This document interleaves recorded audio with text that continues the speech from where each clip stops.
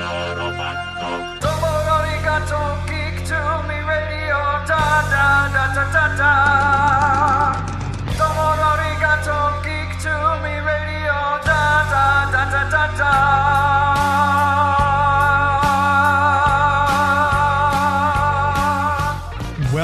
Welcome, geeks and nerds, girls and boys, to a brand new edition of Geek to Me Radio, episode 214.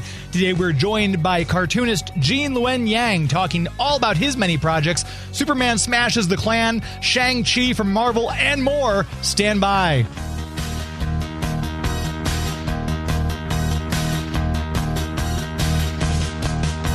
We're talking TV, comics and movies, and video games. And if you don't know Star Trek from Star Wars, we'll try to explain. There are 12 doctors, 4 Hogwarts houses, 1 ring rules them all. To be the greatest Pokemon master, you must catch them all. You must catch them all. Try to catch them all. Gotta catch them all. Gotta catch them all. And for those of you joining us for the first time, welcome to Geek to Me Radio. We cover the world of entertainment, geek news, TV, movies, video games, and comic books. And we always try to bring you someone new and interesting every week. This is the online version that you're hearing right now. We also have a live radio version that broadcasts in the greater St. Louis area on KTRS, the Big 550. You can catch that live on Sunday nights. We normally stream on Twitch, Facebook, and YouTube as well. And this will be uploaded onto the online site here at geektomeradio.com or anchor.fm or wherever you get your podcasts from. Hopefully you're subscribing on whatever platform you're on. We'd be very grateful if you'd leave us a 5-star review. It helps us in the search engines and just kind of helps us out overall. Lots of ways to support the show, and we'll talk about that later in the hour. But right now, I'm very excited to speak to this guest. Let's get right in. Right now, we're talking with Luen Yang about his career, basically. Lecturer, cartoonist, teacher, ambassador for young people's entertainment. If I went on to all of the things he does and says, we'd never get started with the interview. So let's jump in. Gene, how are you? Good. How are you? Doing very well. Thanks very much for asking. And thanks for the time today. It's a great pleasure to talk to you. I've got so much to cover. It's what an amazing career you've had. You started producing your own content. And then quickly, 2006, you're winning awards. You're getting nominated for stuff. Talk a little bit about going from what you've wanted to do since, I think, 5th grade to now being nationally acclaimed and all the accolades you received. Yeah, I fell in love with comic books when I was in the 5th grade. That was the year that my mom took me to my local bookstore and bought me a Superman comic off of the spinner rack. So pretty soon after that, I became a comic book collector, and I also became a comic book creator. That was actually one of my favorite things about comics when I was a kid. Was anybody could make a comic, right? Like all you really needed was some pens and some paper, and you were off to the races. So I began making my own comics. I had a best friend named Jeremy Kaniyoshi in 5th grade. We'd come up with stories together. I would do the pencils and he would do the inks, and we would get them Xeroxed and sell them to our classmates. so I stayed interested in comics all the way through into my adulthood. And as an adult, I started self-publishing my own comics. I was in my early 20s then. And at the time, this was like late 90s. So anybody who's been a long time comic book geek, I'm sure remembers this time when things were just really shaky in the American comic book market. You remember that? Oh, yeah. Yeah, like comic book stores were closing left and right. It was rough. But that was when I was entering into comics. And because it was so rough, I never really thought I was going to be able to make a career out of it. I just wanted to make comics because I liked them. So I was a self-publisher, and my plan was I was going to get a full-time job doing something else. I became a high school computer science teacher, and then I would do comics on the side. And that was how I was planning to live my life. So to go from there to here was really unexpected. No kidding. And that's funny. Your first comic that you remember getting was Superman, and here you are writing on New Superman. Obviously, Superman Smashes the Klan. Do you happen to remember, just out of curiosity, what issue it was, what comic it was of Superman? Yeah, it was DC Comics Presents number 57, starring Superman and the Atomic Knights. Perfect. Wow, that goes back a ways. I've got that whole run. I don't think I've read all of them yet, but I've got that whole DC Comics Presents run. It's great. Okay. Were you more of a DC guy or a Marvel guy, or were you both? A little bit of both, actually. Yeah, I think early on, Batman came out in 1989. That's what really sparked my desire to start collecting comic books. Okay. But like you, I remember the first comic, my mom and dad took me to St. Louis International Airport here in, obviously, St. Louis. And we were waiting for my brother's flight to come in. And they bought me a comic book. It was Superpowers, Volume 2, number 5, featuring Batman, Superman, and the Flash, the Jack Kirby art throughout that series. So that's what sparked my love of comic books. Yeah, that's a great issue. That's great. Yeah, all that Jack Kirby stuff was amazing. It had such energy to it. It did. You know? Oh, my gosh. There's nobody like him. Yeah, really. I did go through a period when I was a little older, probably in my teens, where I got all snobby about Jack Kirby, and I just thought his faces looked so unusual.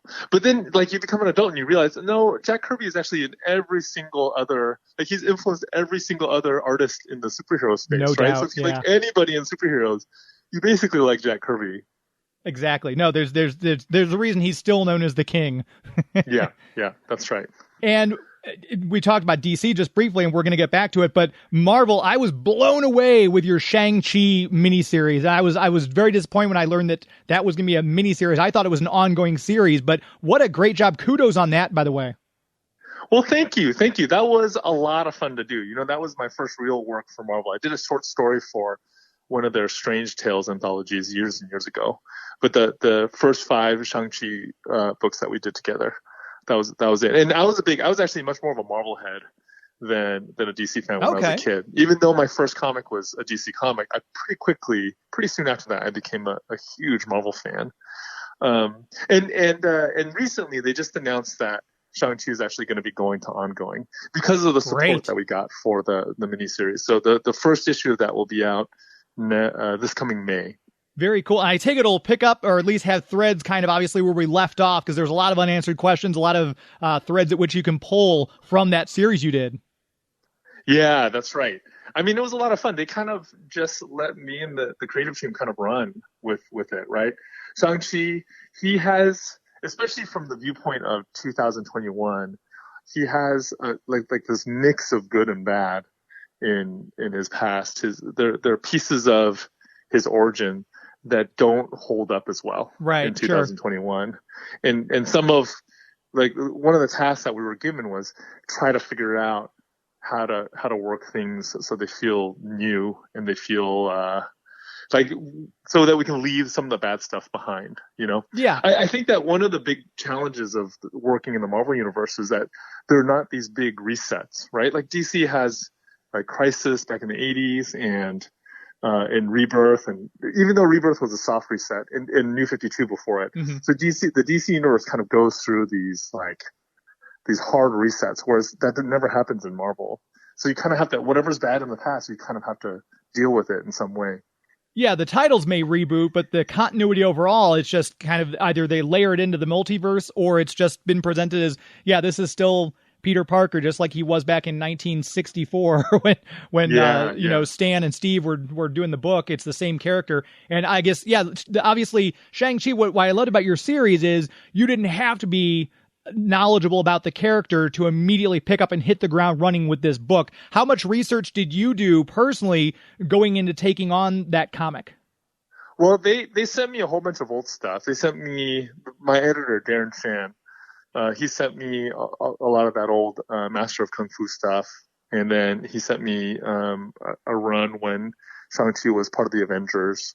Yeah. So I read both the really, really old stuff and some of the new stuff. And I myself had collected the Marvel Max series. I had a few issues of that back in the early 2000s. So that, like, I wasn't a huge Shang-Chi fan when I signed on. But I was familiar with the character. And we mentioned earlier, Superman Smashes the Klan. You won a Harvey Award for that one. I read that you based it on an actual one of those 1946 Adventures of Superman radio series plays. I think it's Clan of the Fiery Cross or something, but you based it kind of off that with a twist. Talk about the inspiration for that book from you. Was that something you kind of petitioned that, hey, I want to do this? Or was it something that DC had in the works and you were brought on for it? Yeah, I proposed it. So DC was starting off this new young readers line, so comics for kids all the way through young adults. And I put in a proposal to do Superman Smashes the Klan, and they said yes. It was actually Marie Javins, who is the head of the whole thing now. But back then she was, I think she was an executive editor. I don't remember her exact title. But she was in charge of this new young readers line. She asked me if I had any ideas. I sent it in to her. She agreed to do it, and I'm hugely, hugely thankful that I got to work with her and that she said yes. But what we wanted to do was present one of the most important stories from the Superman mythos in comics for the very first time. Back in the 1940s, Superman had the most popular radio show in America. And there was a storyline in 1946 called The Clan of the Fiery Cross, where Superman actually takes on essentially what are the DC universe version of the KKK. And people say that storyline had this intense real world effect. Once the Man of Steel took on the Klan in this fictional story, nobody wanted to join the real life Klan. And the actual KKK saw this drop in membership. Well, that in itself is amazing, just that he dropped the membership, much less smashing the Klan itself. So it's both figurative and literal. That's great. Yeah. I mean, and because of that, I wanted to do it. I felt like it's such an important piece of Superman history, right? For a variety of reasons. There's the fact that, this fictional story about a guy in a red cape has this real world effect, like makes a change for good. And then at the center of the story is actually this Chinese American family. A Chinese American family moves into Metropolis in the original radio show. That's what happens. And then the Klan gets all agitated about it, and they burn a cross on this family's lawn.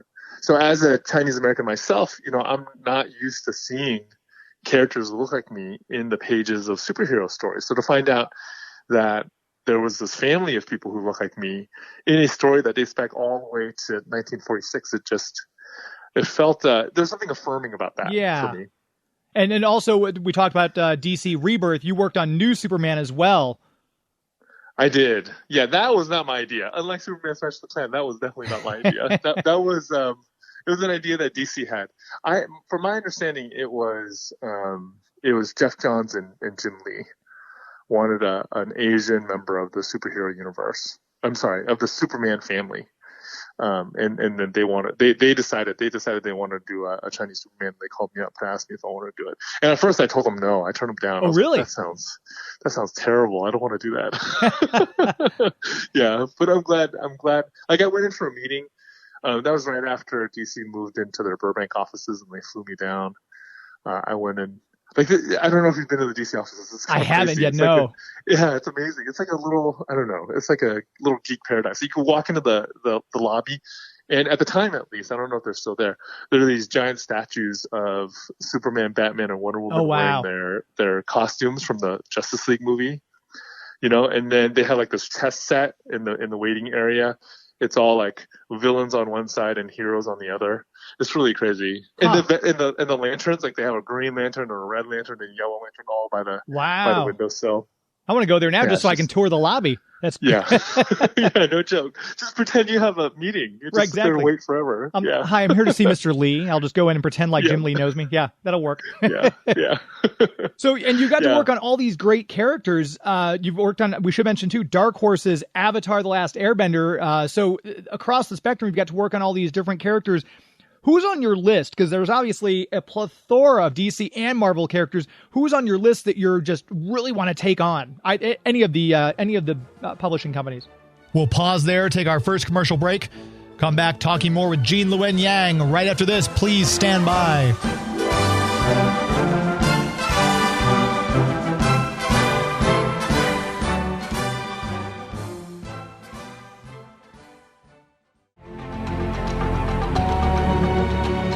Hi, my name is Yutaka Takeuchi, and you're listening to Geek to Me Radio.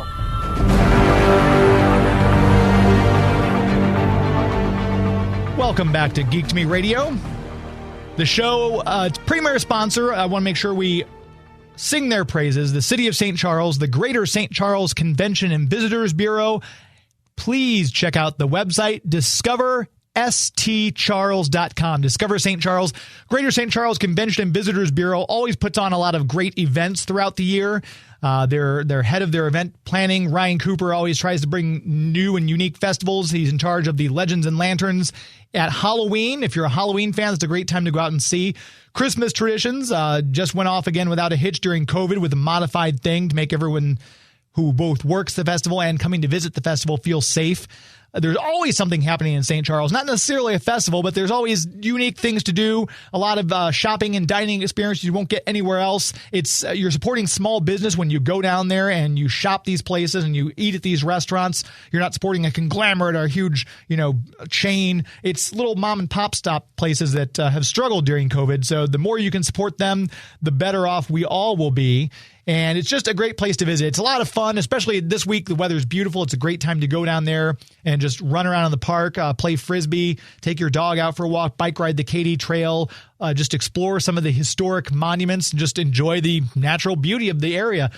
You can plan your trip at the website, discoverstcharles.com, and see what there is to do, where you want to stay if you're coming from out of town, and just go have fun. It's a great time. We're starting to open things back up, and hopefully things will be getting back to normal soon, and a great time to help with that. Like I said, supporting these small businesses, getting out, getting some fresh air, and enjoying the world.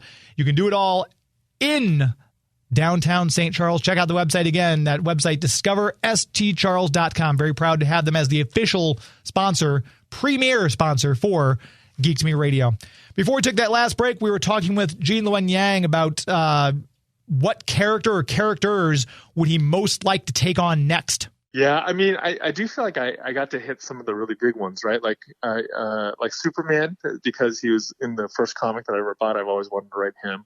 And now I'm writing Batman because I'm writing the Superman Batman book. Yeah. But I've always, especially ever since I was a little kid, I've always tended towards the more obscure characters. So in DC, I really love Fourth World. Oh, yeah. I always said I wanted to do a Mr. Miracle book until Tom King did his. And I was like, no, this is actually the perfect Mr. Miracle book. I think that character has been represented pretty well. But like a lot of those Fourth World characters I think are fascinating. Like the Forever People, I always thought they're so weird and fun. And then on the Marvel side, I definitely like Nightcrawler and Jubilee. I think they're my favorite X-Men. Mm-hmm. But there is this one character that I've always had this deep heart attachment to called Frogman. You know who Frogman is? Of course, yeah. He just showed up in I think in the new Iron Man series, if I'm not mistaken. Yeah. He might be my favorite. He might be my favorite character in the Marvel universe. That's one of those great things about the Amazing Spider-Man Rogues Gallery. People think of people like Doc Ock and everything but they forget Frogman and the Gibbon and all these other characters who I think could really be really fascinating if they're explored more. That would be fun. Yeah, that's right. I agree. And then it's cool too because you were just recently nominated as an educational, if I'm getting this correct, a national ambassador for young people's literature. Fairly recently, 2016. When you get nominated for something like that, you've gotten awards for your work, and you're well known for the titles we've already mentioned. Does that at all put a little bit of pressure on you for the new pieces going forward? It's like, I've got the standard to uphold now. Or is that just kind of, it's something I got to do. I'm not going to change the way I do my work. It was amazing to be a part of that program for sure. So the National Ambassador for Young People's Literature program was started by the Library of Congress. Every national ambassador that they appoint gets a 2-year term. So mine was in 2016 and 2017. And I was the first graphic novelist, but I wasn't the first national ambassador to create a comic. Right before me was Kate DiCamillo, who did a book called Flora and Ulysses. That's like half comic and half novel. Like one chapter's comic, one chapter's novel. And they recently turned it into a movie on Disney Plus. I just saw that come up, yeah. Yeah. So we just watched it with my kids, and it was a lot of fun. It was great. But the National Ambassador Program, really, it's about getting kids to read more and more kids to read. It's just about promoting literature and books and a culture of reading among the kids. So as National Ambassador, basically, I got to fly around the country, talk not just about my books, but about books in general. It was a lot of fun. It was great. I got to see America for 2 years. And then since then, 2 other ambassadors have been appointed. So right now it's Jason Reynolds, who primarily writes novels, although his most recent book is actually a graphic novel called A Long Way Down. And he's also like does some stuff in the superhero world. So he did a Miles Morales novel. Oh, cool. And then he ended up, like, Jason Reynolds actually ended up in the Spider-Verse movie. Oh, fun. like when Miles is flipping through the contacts in his phone, one of the contacts in there is Jason Reynolds. That's a neat little Easter egg. A little Easter egg for all the book nerds up there. But it was fun. It was great. I mean, I don't think it really affects my work. I try not to think about it. Like, I try not to think about anything besides the story when I'm working on the story, because I feel like if you think too hard about things that are outside of the story, you get, like, at least I get too freaked out to finish. Yeah, that makes sense. So I just try to concentrate on, when I'm writing a page, what is going to be interesting enough to get the reader to read the next page. And for something like that, when you're, like you said, you're touring America, I assume that your teaching background that you had kind of helped out with that, what you were doing, and kind of had a little bit of a groundwork going in. So you didn't, it's kind of the different side of the coin. Yeah. Yeah, it helped a lot. So I was a high school teacher for 17 years. And for half of that time, I was only part-time because I was working on comics for the other part of my time. But as a high school teacher, I just think that that's such a great training ground, for doing presentations and talking, and even for kind of building up this armor around your ego. Because there's, like, it's not true of every high school kid, but in almost every high school classroom, we're going to have a handful of kids that are just brutally honest. Sure, yeah. And I think that's really good for you. So. And working, it's painful, but good for you. No, yeah, absolutely. I mean, I remember high school, and it was mostly brutal for me. But in the long run, I can see where, it helped me out in some aspects as well. Yeah. It's that character building stuff. Yeah, I think that's probably true of a lot of folks in comics. That's true for me, too. I do think, like, in a lot of ways, I think my writing career has been about working things out from my childhood, on the page. Yeah, that makes sense. Yeah, it's a good cathartic way to do it as well. Yeah. And we mentioned before the Eisner Award, 2 Harvey Awards. When 2020 was a rough year for everybody, you pulled 2 Harvey Awards out of it. That's got to be a nice silver lining on the year that we've had in 2020, though. We'll pause right there, take our next commercial break, come back and chat more with Luen Yang. Please stand by.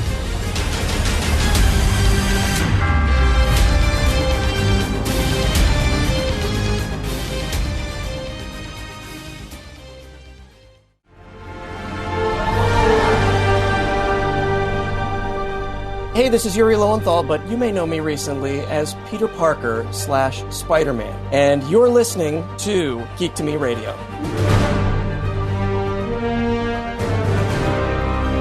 Welcome back to Geek to Me Radio. Chatting the entire hour with cartoonist Luen Yang, writer, artist. He does a little bit of everything, and we talked about him having a pretty good year for 2020, winning 2 Harvey Awards. Yeah, that was a shock when they called me up and told me that. I was completely shocked. I just felt really thankful. I felt really thankful to be a part of the comic book community, and it was so hard, right? Like, we missed out on all our conventions for a year. Yeah, and I think a lot of us, we come to comics as a way of, like, bonding with other people. That was one of my favorite things about comics when I was a kid. Besides being able to make them myself, was the letters page. Yeah. At the end of every comic was this letters page. And when you read it, you see letters from kids that were like you interacting with these adults that you admire, these artists and these writers. And there was a sense of community that came through that page. And I think that was part of early Comic-Con culture as well. Like, I don't think there wasn't another storytelling medium that had that elaborate of a convention culture until fairly recently. It was all about building community. So for a whole year, that aspect of comics was just out the window. No, I think that's cool too, because we go back now with obviously everything's done email. So obviously the Twitter, the mail section, the letter section of comic books is a bygone thing, because people can just email directly, or in some cases tweet and interact directly with people like yourself, writers, creators, artists. But I think it's one of the fun things to go back though and read, because I've got a stupid collection of comic books myself, and to sit there and look at some of those letter pages, you've got people like George R.R. Martin wrote into Stan Lee and when the Fantastic Four things, stuff like that's just so cool. Yeah, it's so crazy. It's so crazy. Yeah.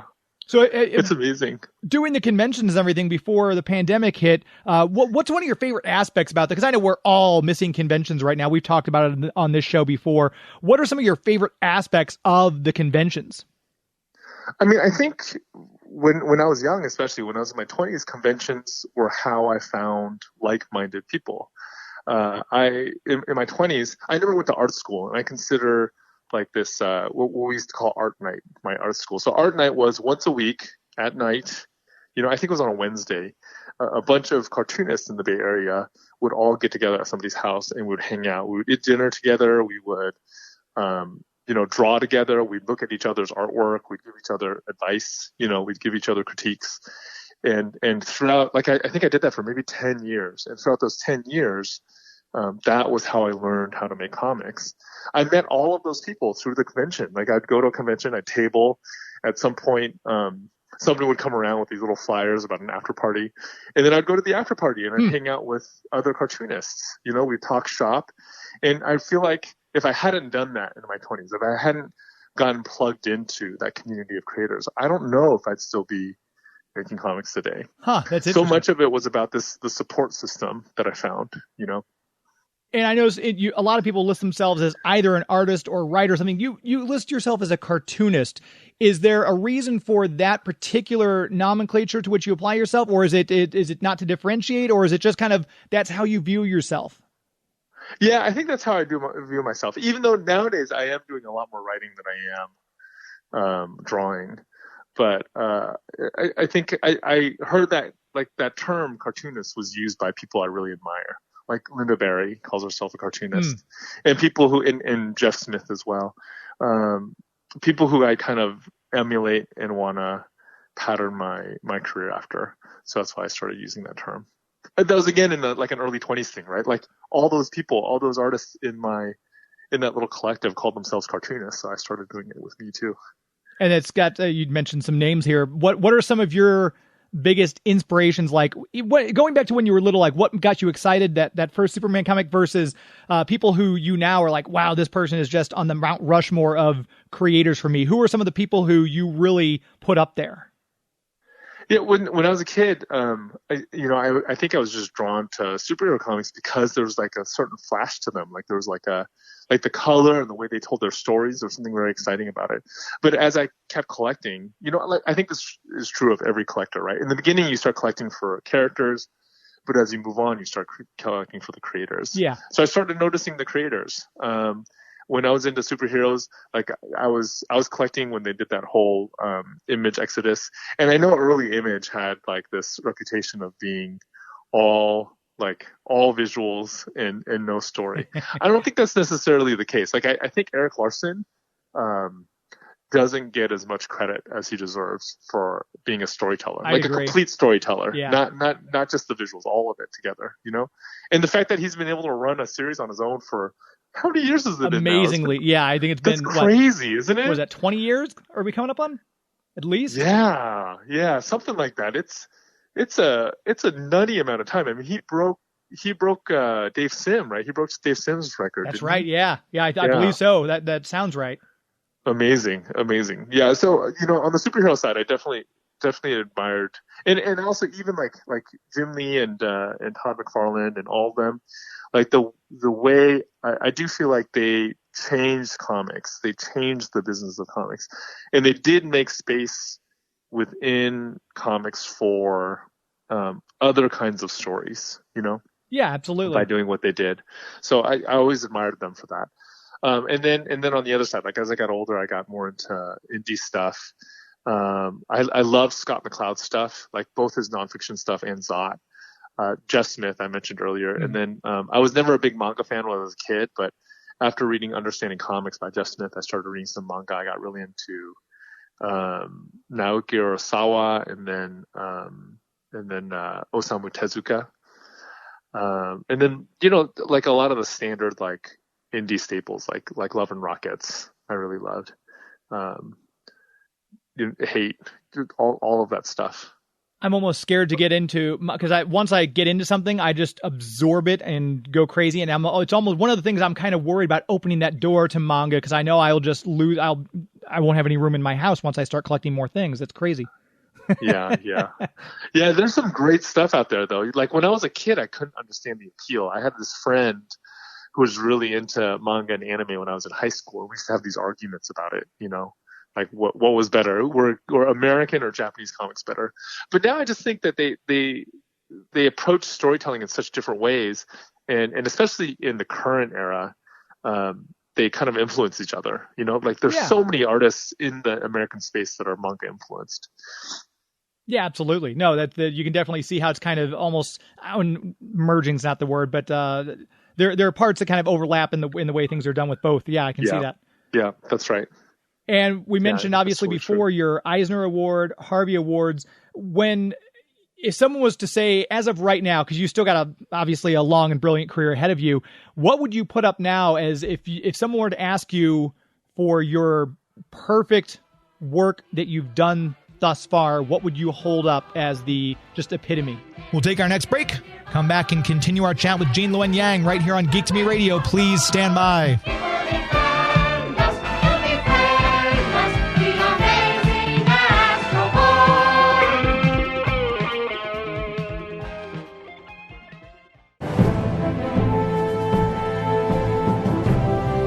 Hi, this is George Newbern, the voice of Superman. You are listening to Geek to Me Radio. Welcome back to Geek to Me Radio. I'm your host, James Enstall. We appreciate your finding the show. Hopefully you're subscribed on whatever podcast platform you're getting this from. I would encourage you to check out the website. We just had the website redone not even a month ago, geektomeradio.com. One of the things you can do to support the show, because we always ask people to help support the show. We know we're a small operation. I do all these interviews. Luckily, I've got someone like Joey V who helps out and does a lot of the heavy lifting technically and with the audio editing and things like that. I definitely would not still be going without him. But at the end of the day, we're kind of a small little two-man operation. And the ways you can support the show, one of the ways is simply by going to geektomeradio.com. There's a little Amazon affiliate link. If you click on that link, if you're going to go buy something on Amazon, you know you've got something you want to get, whatever it is, protein powder, a lawnmower, you're going to buy a Funko Pop.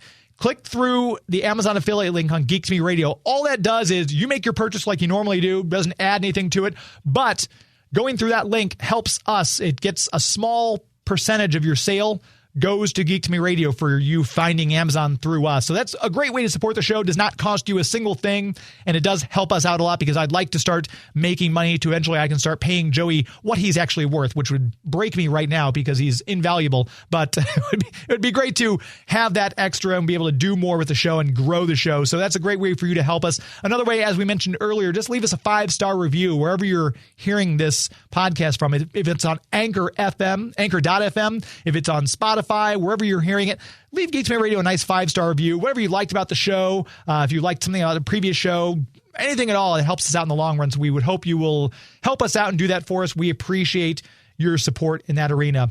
Back to our guest, we were talking with Gene Luen Yang for the entire hour, and I asked him right before we took that last break, which of his works, in his opinion, would he put up as his best? Oh, man. I don't know if I can answer that one. I hate reading my old stuff. Oh, really? Every time I read it, I can see things that I want to change. If I drew it myself, I see all these mistakes in the art, and then I always see mistakes in the dialogue, like things that I want to change in the dialogue or in the caption boxes and stuff. So I don't know. I mean, I think the book that I'm most well known for is American Born Chinese, but I haven't read that book all the way through in years, like maybe over a decade. Because I'll read it sometimes for like a book event, I'll read a chapter or something. And even when I do that, there are pieces that I wish I could change. So I just try not to look. I think I'm always happiest with the current book that I'm working on because I'm still working on it. So I can still change it. That's true. But once I turn it in, I have a hard time looking at it again. And you just mentioned earlier that you are working on the new Shang-Chi. I assume it's an ongoing series, not another limited series. Is that correct? It is. It's ongoing. Yeah, it's ongoing. We're pretty excited about it. So it's with DK Ruan, who was one of the artists on the miniseries. So he did all the present day scenes, and he's gonna do all the art chores the ongoing. He just, I've seen he's turned in a bunch of pages for issue number 1 already, and they're amazing. I don't know if I should say this, but I'm going to anyways. Like, what we're doing is, for the first story arc, it'll be kind of like Shang-Chi versus the Marvel Universe. So he's going to take on a different Marvel character in every issue. Oh, wow. So the first one he's gonna fight Spider-Man, and the second one it'll be Captain America, and then I'm gonna go on from there. Nice. It's always fun. I don't know why it is, but hero versus hero is always one of those things that draws people in. Who doesn't like a good Thing versus Hulk fight, for example? Yeah, Thing versus Hulk. That was one of my first comics too, for sure. Yeah, it was when Thing was all spiky. Yes. Oh, that's right. It was all spiky. Fantastic Four number 320, Spiky Thing versus Gray Hulk. Yeah, that was it. One of my favorites. I love that whole era because I think the very next issue was Ms. Marvel in her new Thing form versus She-Hulk. That's one of those that's right. great eras of that, those late 80s, early 90s comics before as we talked about, comics kind of went into a weird area with the way they were doing things. Yeah. But Marvel's Shang-Chi, obviously we're getting a movie coming out because we've got, WandaVision just dropped on Disney Plus. There's a whole series of stuff that's coming out. I'm stoked for What If. We're going to get Falcon and Winter Soldier here. Shang-Chi movie coming out. Do you have any thoughts on, have you been, as the current writer, did you get any input on how they're filming things or anything like that? Or do you have any ideas of kind of the way you want to see it play out? No. We didn't get too much more than the public did. I think I might have seen the costume before other folks did, but not much at all. And I think it's for the best, because I'm a comic book guy, right? So from my perspective, I think that the comics ought to lead. Like, it shouldn't be the comics chasing after the movies. It should be the movies following the comics. I would agree. I think the best movies did that, right? The best movies followed what happened in the comics first. So what we're trying to do in the comic is really just push ahead without really thinking about the movie at all. Like, I think they're thinking about it in the marketing department. Like, they want the book to come out to support the movie, or vice versa. I guess so that the movie publicity will support the book. But in terms of the story, in terms of what DK and Darren and I are up to, we're just focusing on telling a good story. And you did that brilliantly with that limited series. I loved how it was a different artist for the flashbacks versus the present day scene too. That was a really brilliant concept. Well, thank you. Philip Tan, who did the flashback sequences, he and I have been wanting to work together for a long time before that. So I'm glad that we were finally able to do it. He did a bunch of the covers for New Superman. And you've got a whole bunch of people who you've worked with. Obviously, you just mentioned some of them there, people you've worked with on other projects. What about as a writer, do you ever think about when you're writing stuff, oh, I'd like to see this artist draw this, or vice versa, when you're doing art, be like, it'd be great if I could work with a certain writer, or any kind of thoughts like that when you're working on either end of the spectrum? Yeah, for sure. I mean, with the Superman Smashes the Klan book, from the very get-go, the way I saw it in my head was it was drawn by Gurihiru, who I had worked with on, 15 Avatar books. Mm-hmm. So I was very familiar with their art style, with what they were good at.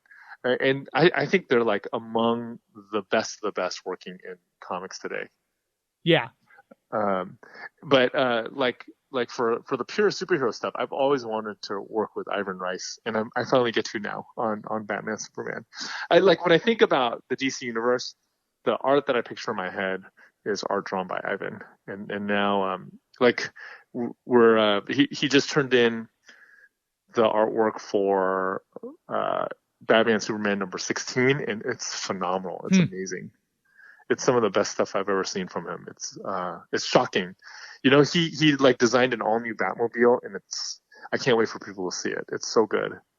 I love looking at the evolution of the Batmobile over history. When you see people like Norm Brayfogle gave us that kind of version in the late 80s, and then they kind of Burtonized it a little bit when they went into the 90s. But it's always cool to see a brand new Batmobile rolled out. Yeah. This one is great. He pulled heavy inspiration from 1940s cars, which I've always been into, but it's gorgeous. And with everything else you're doing, we just talked about, obviously, Shang-Chi you're working on. Superman, Batman you're working on. What is there coming down the pike that you maybe, and again, I'm not pressing you to tell us about anything you can't tell us about, but do you have anything else upcoming that people should watch out for? We'll pause there, take our last commercial break of the hour, come back and continue our chat with Luen Yang. Please stand by.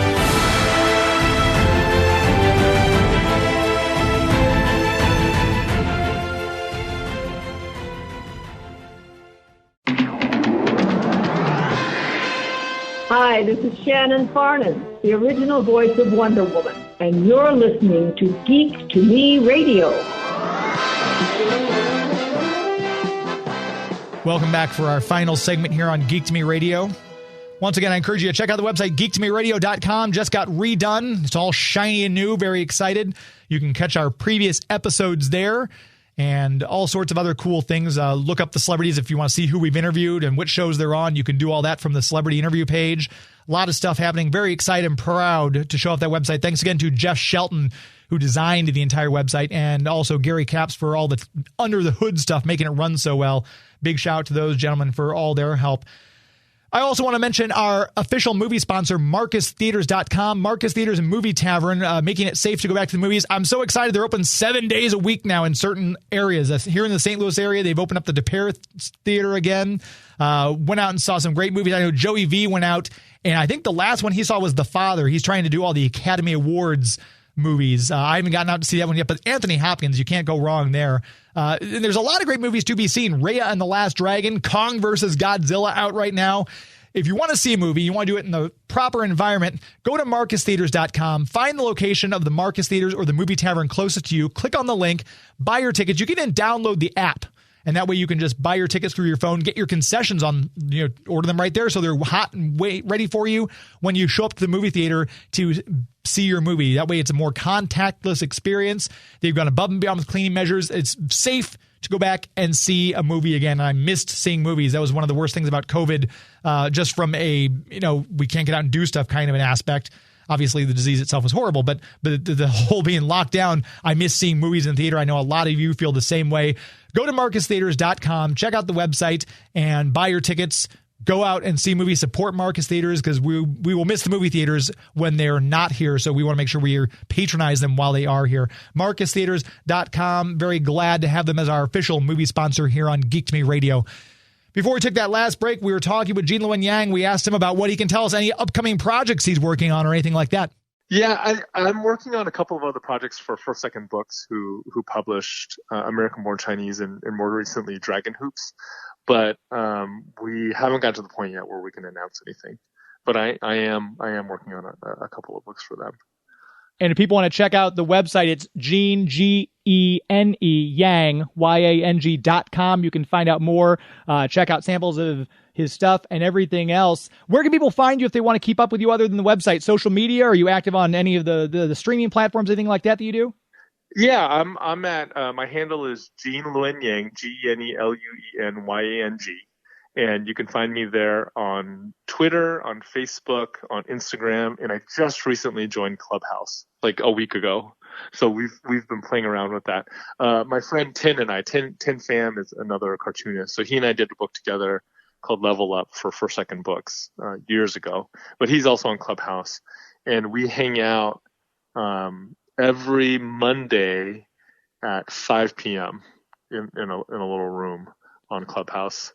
So we usually hang out for about an hour, and it's an open room. So if anybody wants to hang out with us, they're free to join. Very cool. And we're hopefully seeing a light at the end of the tunnel with the vaccines that are rolling out and everybody getting inoculated and everything like that. Do you have towards the end of the year yet? Do you know if you're going to be doing any more conventions? Yeah, we're hoping to. We definitely not anytime in the spring or early summer, but maybe in the fall, we may be able to do something. Yeah, that's still kind of up in the air though, but hopefully we're hoping so. Gotcha. Yeah, as we all hope. Like I said, conventions are probably one of the biggest things I've missed during the pandemic. So hopefully we get back to that and we can start getting people out and having you sign their stuff, their novels, their art, and everything like that. Luen Yang, this has been an absolute pleasure for me. Thank you so much for taking the time today. Thank you. Thank you so much for having me. It was an honor. Anytime. That's going to do it for us. Big thanks to Luen Yang for his time. Always great to talk with these creative people and pick their brain and find out what they've got coming out. And if you haven't yet read Superman Smashes the Klan, or you haven't picked up the Shang-Chi series from Marvel, get out, support your local comic book store, grab those, read them, and support artists and cartoonists and writers like Luen Yang and the other ones we always have on the show. I'm always very thrilled that we get the caliber of guests we do. So thanks to him for taking the time to be on. Make sure you tune in to KTRS on Sundays at 10 p.m. Eastern, 7 p.m. Pacific, so you can check out our live shows. We've got a lot of great guests coming up for the month of April, and we want to make sure that you tune in. We can take live listener questions via the phone and everything. Very excited to be back on the air as well. Hopefully you're enjoying both shows, the online version and the live radio version. And until next week, my friends. It's not in the way you watch a zombie. It's not in the way you watch The Flash. It's not in the way you love Scotty Young Arts. It's not in the way you play Mario Karts. It's not in the way you look when you make Game of Thrones references. That's our show.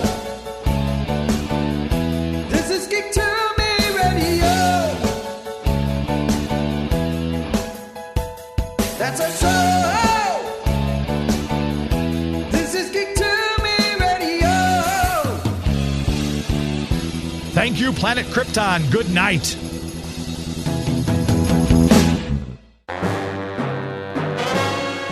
This is James Enstall, host of Geek to Me Radio, and I have a mission for you. Help me, Obi-Wan Kenobi.